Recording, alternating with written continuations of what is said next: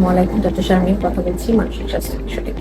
ডেলিভারিড self harm বা প্যারাসুইসাইড এটি self induced একটি বিহেভিয়ার, অর্থাৎ ব্যক্তিটি নিজে থেকেই নিজের ক্ষতি করেন, একটি সেলফ ড্যামেজ বা ইনজুরি করেন, যেখানে একটি ট্রু সুইসাইডাল ইন্টেনশন থাকতেও পারে আবার নাও থাকে। কি কি উপায়ে এই সেলফ হার্ম হয়ে থাকে? আমাদের দেশে মোস্ট কমনলি আমরা যেটা পাই সেটা হচ্ছে কাটিং ফোরআর্মস। এটি হতে পারে খুব সুপারফিশিয়াল কোনো কাট, অথবা খুব ডিপ কোনো সেলফ ইনফ্লিক্টেড ইনজুরি, অথবা অন্য কোনো বডি পার্টে কোনো শার্প কোনো কিছু দিয়ে স্ক্র্যাচ করা হতে পারে। এটি বার্নিং, হেড ব্যাঙ্গিং বা অন্য কোনো বডি পার্টকে হিট করা হতে পারে, কোনো ড্রাগ ওভারডোজ অথবা পয়জনিং। যে কারণেই তিনি সেলফ হার্ম করে থাকুন না কেন, এই বিহেভিয়ারটি ইন্ডিকেট করে তার সাইকোলজিক্যাল সাপোর্ট প্রয়োজন। সাধারণত যাদের স্ট্রেস কোপিং ক্যাপাবিলিটি কম থাকে, অর্থাৎ যারা কোনো স্ট্রেসফুল সিচুয়েশন বা কোনো অ্যাডভার্স সিচুয়েশনে নিজেকে কোপ করতে পারেন না, তাদের মধ্যে এই ধরনের বিহেভিয়ার বেশি দেখা যায়। কাজে এই বিহেভিয়ারটি ক্রাইং নিড ফর হেল্প।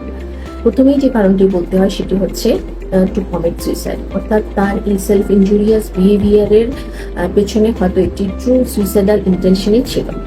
পরবর্তী যে কারণগুলো আসে তার মধ্যে রয়েছে তার unbearable anger issues, emotion control করতে না পারা, নিজের ডেসপারেশন শো করা, অন্যের বিহেভিয়ার চেঞ্জ করা, হেল্প সিক করা, অথবা অন্যের অ্যাটেনশন ড্র করা, যে কোনো কিছু হতে পারে।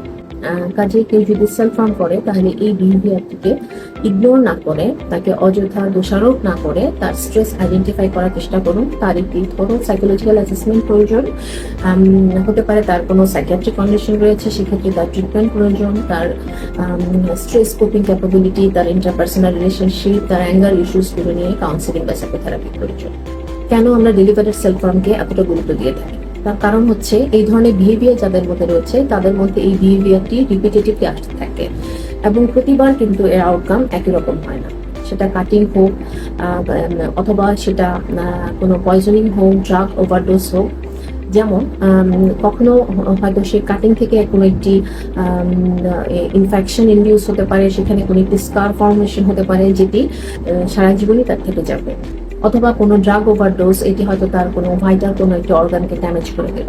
অথবা এমন কোনো পয়জনিং যেটা তার নার্ভাস সিস্টেমের উপর একটি ক্ষতিকারক প্রভাব রেখে গেল। মোস্ট ইম্পর্টেন্টলি, যাদের মধ্যে এই সেলফ হার্ম বা সেলফ ইনজুরিয়াস বিহেভিয়ারের টেন্ডেন্সি রয়েছে তাদের কিন্তু পরবর্তীতে একটি ট্রু সুইসাইডাল অ্যাটেম্পট বা সুইসাইড কমিট করার হার অনেক বেশি। কাজেই যারা বারবার ডেলিভারিড সেলফ হার্ম করছেন বা অন্যের অ্যাটেনশন সিক করছেন, এই বিহেভিয়ারটি কিন্তু খুবই ইম্পর্টেন্ট। দেখা গিয়েছে যারা সুইসাইড কমিট করেন তারা কোনো না কোনোভাবে তাদের এই ইন্টেনশনকে প্রকাশ করেন। আপনার এবং আপনার পরিবারের মানসিক স্বাস্থ্যের যত্ন নিন, মানসিক স্বাস্থ্য সম্পর্কে জানুন। ভালো থাকুন।